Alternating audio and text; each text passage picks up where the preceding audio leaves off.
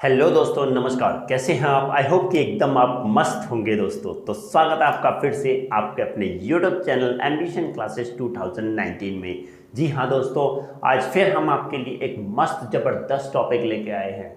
जी हाँ दोस्तों, आज का टॉपिक हमारा क्लास 11th और 12th दोनों से रिलेटेड होगा, जो बहुत ही ज़्यादा इम्पोर्टेंट होगा। कहें तो बेसिक चीज़ें तो होंगी किसके 12th के लिए, बट मेन इंपॉर्टेंट टॉपिक है 11th का। जी हाँ दोस्तों, बने रहिएगा हमारे साथ और बिना किसी रुकावट के, बिना किसी टेंशन के अब हमारे साथ लगातार बने रहिएगा। ओके दोस्तों, हाँ स्टार्ट करेंगे दोस्तों अपना ये टॉपिक्स।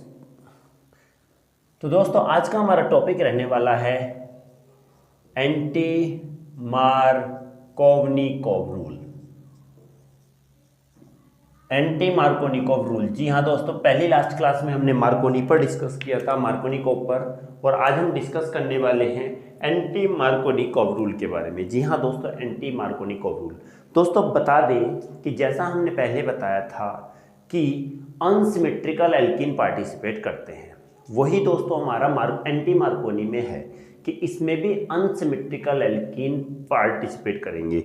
तो क्या होगा दोस्तों, इसमें क्या होगा कि अनसिमेट्रिकल एल्कीन जो होंगे, क्या बताई थी पहचान दोस्तों, जिसके डबल बॉन्ड के दोनों तरफ अनइक्वल नंबर में कार्बन एटम होंगे, वो अनसिमेट्रिकल होगा। ओके, तो दोस्तों जब unsymmetrical alkene react with HBr, when unsymmetrical alkene react with HBr in the presence of peroxide, ये बात ध्यान रखना, पेरोक्साइड के प्रेजेंस में अगर होती है तो एंटी होगा, और पेरोक्साइड नहीं होगा, डायरेक्ट इसके साथ होती है HBr के, तो मार्कोनिकोव होगा।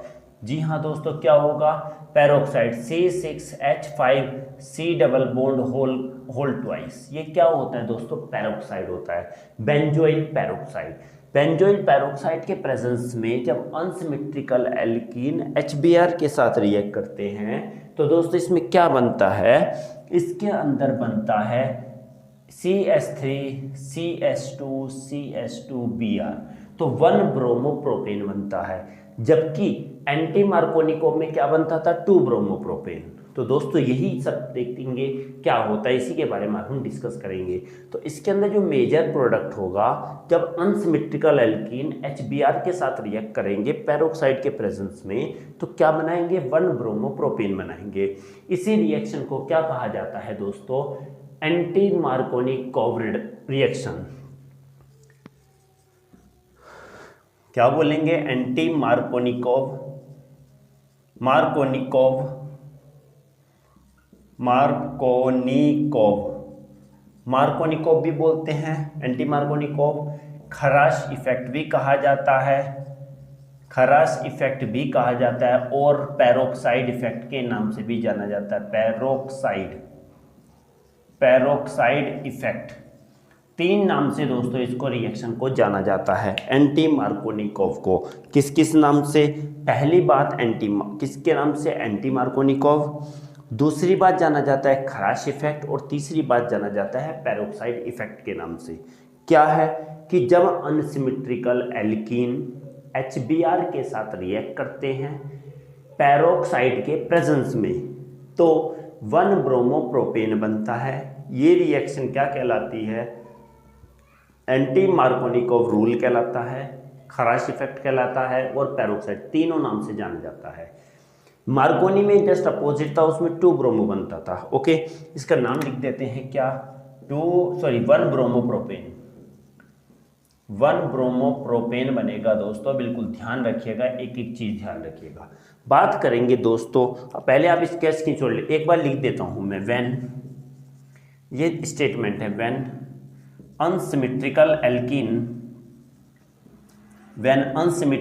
एल्कीन इज रिएक्ट्स विद, किसके साथ, HBr के साथ, in the presence of peroxide, in the presence of peroxide, then what, then 1 bromopropane, propane is formed, और इसी रिएक्शन को बोला जाता है एंटी मार्कोनिकोव खराश इफेक्ट या पेरोक्साइड इफेक्ट। चाहो तो दोस्तों आप स्क्रीनशॉट ले सकते हो। दोस्तों अगर समझ में आता है तो प्लीज़ वीडियो को लाइक शेयर और सब्सक्राइब जरूर कीजिएगा, हमारे चैनल को सपोर्ट जरूर कीजिएगा। दोस्तों एक सब्सक्राइब में आपका कुछ नहीं होगा और एक सब्सक्राइब में हमारा बहुत कुछ हो जाएगा। दोस्तों आपके एक सब्सक्राइब से हमारा मनोबल बढ़ता है। दोस्तों बात करेंगे अब इसके एंटी मार्कोनिकोव के मैकेनिज्म के बारे में। जी हाँ दोस्तों, मैकेनिज्म क्या होता है इसका, आपने स्क्रीनशॉट ले लिया होगा, नहीं तो दोस्तों वीडियो को पॉज करके भी स्क्रीनशॉट ले सकते हैं। ओके, तो क्या लिखेंगे इसमें, मैकेनिज्म। सबसे पहली बात इसमें क्या लिखेंगे, स्टार्टिंग में इसका जो आएगा वो आएगा, सबसे पहले हम बेंजोइल पेरोक्साइड का क्या करते हैं, होमोलाइसिस करेंगे। व्हेन बेंजोइल पेरोक्साइड लिख देता हूं दोस्तों, इसलिए लिख रहा हूं तुम लोगों के हेल्प के लिए, ताकि तुम लोगों का हेल्प हो जाएगा, वरना कोई फायदा नहीं है लिखने का, बट तुम लोग लिखोगे तो अच्छा रहेगा। When benzoyl peroxide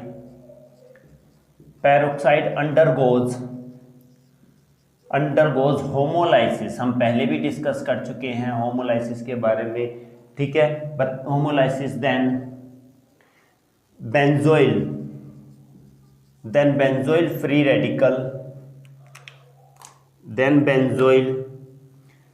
radical is formed. तो क्या होगा, सबसे पहले हमारा बेंजोइल पेरोक्साइड क्या होगा, बेंजोइल पेरोक्साइड में होमोलाइसिस होता है, और जैसे ही होमोलाइसिस होगा क्या बनेगा दोस्तों, इसमें होमोलाइसिस होने से ही हमारा क्या हो जाता है, बेंजोइल फ्री रेडिकल बनता है। Benzoyl free radical is formed along with the carbon dioxide.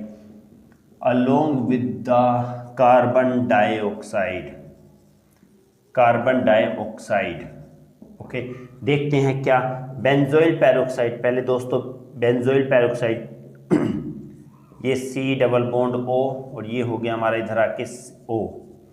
Okay, एक और सिंगल बॉन्ड O हो गया, फिर से हमारा ये क्या हो गया, C डबल बॉन्ड O, और ये हमारा बेंजीन फिर से आ गया।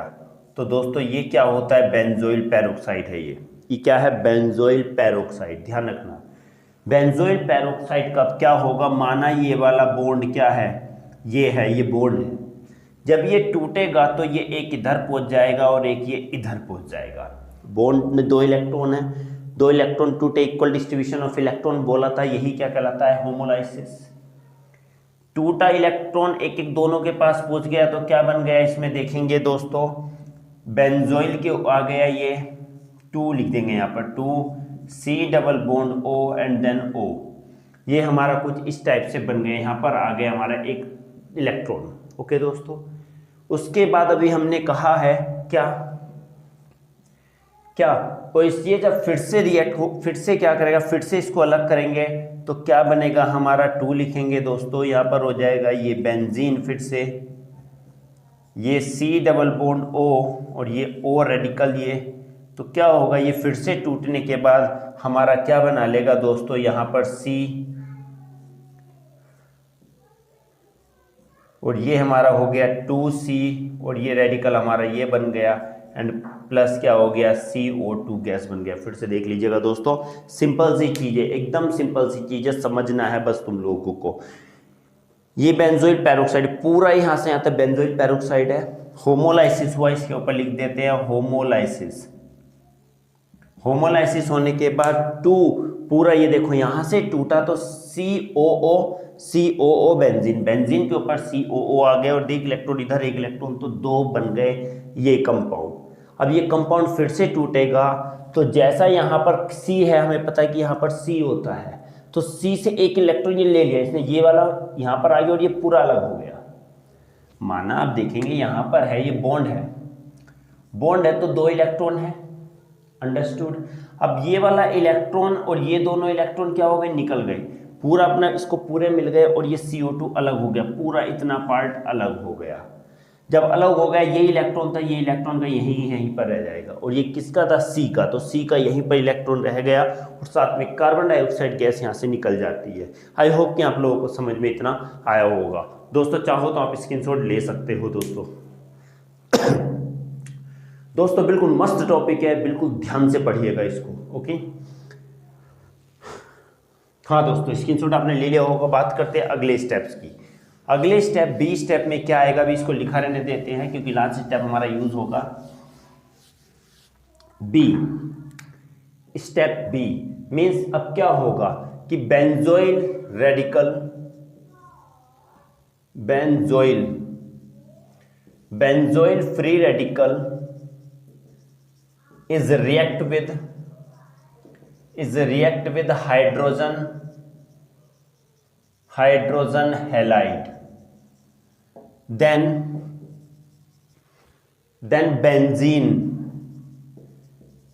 benzene is formed along with the halide ion, along with the halide radical।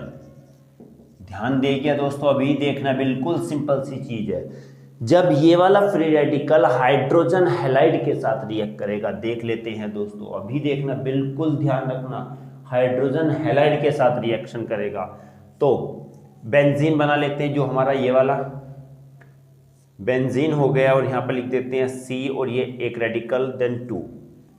Okay, 2 नहीं भी लिखेंगे क्योंकि 2 मॉलिक्यूल थे तो एक मॉलिक्यूल हम ले रहे हैं। ओके, रिएक्ट करेंगे हाइड्रोजन हैलाइड के साथ में, ध्यान रखना भाई, हाइड्रोजन हैलाइड ऐसे लिखेंगे। सेम वही है यहाँ पर भी। ये क्या होगा, ये 2 इलेक्ट्रॉन है तो एक इलेक्ट्रॉन इधर चला जाएगा, एक इलेक्ट्रॉन इधर चला जाएगा।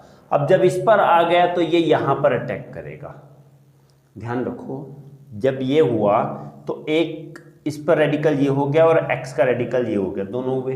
अब ये H था, ये यहाँ पर चला गया, ध्यान रखिए, ये यहाँ पर चला गया और जैसे यहाँ पर जाएगा तो दोस्तों यहाँ पर एक चीज बन जाएगी। ध्यान रखना, यहाँ पर C था, एक इसके पास था रेडिकल और एक हाइड्रोजन का रेडिकल हो रहा है और ये क्या हो गया CH। तो यहाँ पर ये बॉन्ड बन जाएगा और ये क्या बन जाएगा CH बन जाएगा। और जैसे CH बनेगा तो किस में चेंज हो जाएगा, बेंजीन में चेंज हो जाएगा। क्लियर। एंड प्लस क्या बनेगा, हेलोजन का हैलाइड आयन साथ ही रहेगा दोस्तों।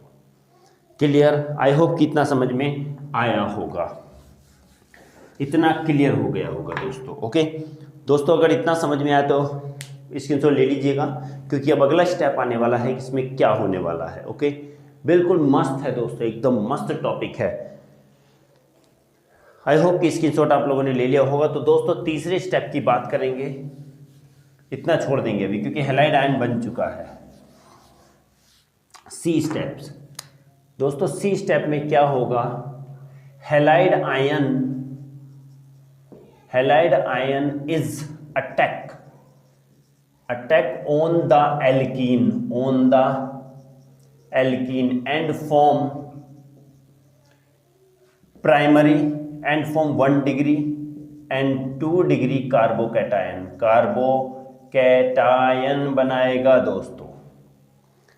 हमने कहा हैलाइड आयन X माइनस, अब ले लो X माइनस है किस पर, CH3CH double bond CH2 attack करेगा। ध्यान रखना है दोस्तों, जैसे ये क्या करेगा, हमने कहा गया ये इस पर अटैक करेगा, ध्यान रखो, और ये यहां पर जाके पहुंच जाएगा। ओके, हैलाइड आयन यहां अटैक करेगा और ये यहां पर पहुंच जाएगा। तो इस कंडीशन में दोस्तों हमारे 2 क्या बनेंगे, 2 इसमें कार्बोकैटायन बनेंगे। क्या बनेंगे, 2 कार्बोकैटायन। एक तो बनेगा CH3CH plus and then CH3 and वो लिखेंगे प्लस CH3CH2 प्लस बनेगा दोस्तों। ओके, क्या बना, ये सेकेंडरी कार्बोकैटायन है और ये प्राइमरी कार्बोकैटायन बनेगा। ध्यान रखना, एक एक चीज ध्यान रखना। ओके, हाँ, एक एक चीज ध्यान रखना इसमें, ठीक। हाँ, अब बात करेंगे किसकी दोस्तों,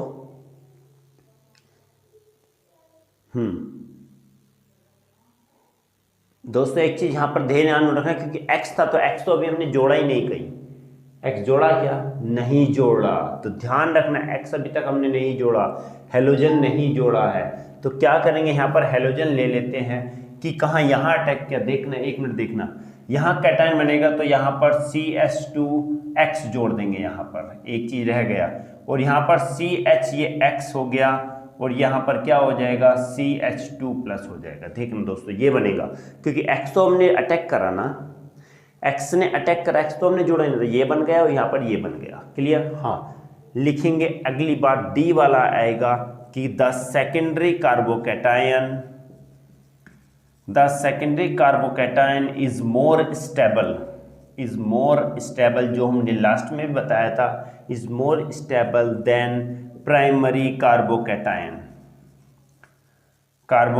देन क्या होगा, सेकेंडरी कार्बोकैटायन इससे ज्यादा क्या होता है, स्टेबल होता है। तो ये इसी के साथ then secondary carbocation is react with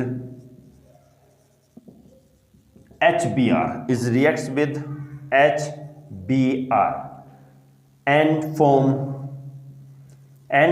1 bromopropane and halide radical. दोस्तों एक एक चीज लिखवा रहा हूं, इसीलिए लिखवा रहा हूं ताकि मेरे स्टूडेंट्स को एक भी प्रॉब्लम ना हो, पूरा क्लियर हो जाए। दोस्तों एक एक चीज लिखना है, क्या कि सेकेंडरी कार्बोकैटायन पहले भी सेकेंडरी कार्बोकैटायन था और अब भी का सेकेंडरी कार्बोकैटायन ज्यादा स्टेबल होगा, तो सेकेंडरी कार्बोकैटायन HBr के साथ रिएक्ट करेगा। कौन सा? ये वाला, ध्यान रखोगे ये वाला सेकेंडरी। तो CH3 single bond CH plus single bond CH2X and plus what, देखना यहाँ पर Br लिया गया था, ध्यान रखना Br तो यहाँ पर Br ले सकते हैं, Br ये Br है, तो यहाँ पर भी क्या Br जोड़ दो दोस्तों, अच्छा रहेगा। यहाँ पर क्या हुआ, HBr के साथ रिएक्ट कर रहे हैं, सेकेंडरी कार्बोकैटायन HBr के साथ रिएक्ट होता है, तो ये भी होमोलाइसिस होगा, तो एक इस पर चला जाएगा और एक इस पर चला जाएगा। जैसे ये यहाँ पर आएगा फिर ये अटैक यहाँ पर करेगा, ओके। यहाँ पर गया तो यहाँ पर क्या बनाएगा, CH2 हो जाएगा दोस्तों, क्योंकि H ये था, एक H ये मिल गया तो CH2 हो गया, सिंगल बॉन्ड हो गया, और ये CH2Br बन गया दोस्तों। और इसका नाम आप लोगों को पता होगा कि क्या होगा, यही हमारा है 1 ब्रोमोप्रोपेन है दोस्तों, यही हमारा इसमें प्रोडक्ट बनेगा 1 ब्रोमोप्रोपेन। यहाँ पर थोड़ा प्रॉब्लम हो रहा होगा, ये कैसे हो रहा है और ये कैसे हो रहा है, डबल बॉन्ड था, डबल बॉन्ड से इधर पहुंच गया तो CH3 हो गया, ओके। CH2 ना, यहाँ पर इसने यहाँ पर अटैक किया और ये यहाँ पर, सुन लो यहाँ पर एक बात और बता देता हूँ तुम पर, देखो एक छोटी सी बात यहाँ पर लिख लेते हैं, यहाँ पर अटैक कर रहा है और ये यहाँ पर अटैक कर रहा है, सुनो ये यहाँ पर जा रहा है, ये जब यहाँ पर जाए, ये यहाँ पर जाएगा तो CH2X हो गया, और ये यहाँ पर जाएगा तो CH प्लस बन गया, अंडरस्टूड, सेम वही चीज़ है। ऐसे ही ये है कि यहाँ पर टूटा तो एक इलेक्ट्रॉन इस पर आया, एक इलेक्ट्रॉन इस पर, इलेक्ट्रॉन आ गया तो ये डायरेक्टली यहाँ अटैक करेगा, और ब्रोमाइड रेडिकल प्लस लिख देते हैं, Br रेडिकल हमारा फिर से तैयार हो जाता है दोस्तों। आई होप कि आप लोगों को क्लियर हो गया होगा दोस्तों, बहुत ही मस्त टॉपिक था, बहुत ही ज़बरदस्त टॉपिक था। आई होप कि दोस्तों आप लोगों को समझ में आया होगा, चाहो तो आप स्क्रीनशॉट ले सकते हैं दोस्तों। ओके दोस्तों, आई होप कि आप लोगों को क्लियर हो गया होगा। तो दोस्तों मिलते हैं अगली वीडियो में। जिसने अभी तक चैनल को प्लीज़ सब्सक्राइब नहीं किया, सब्सक्राइब जरूर कीजिएगा, लाइक शेयर सब्सक्राइब करना ना भूलिए। तो मिलते हैं दोस्तों अगली वीडियो में ऐसे ही एक मस्त टॉपिक के साथ, तब तक के लिए दोस्तों नमस्कार।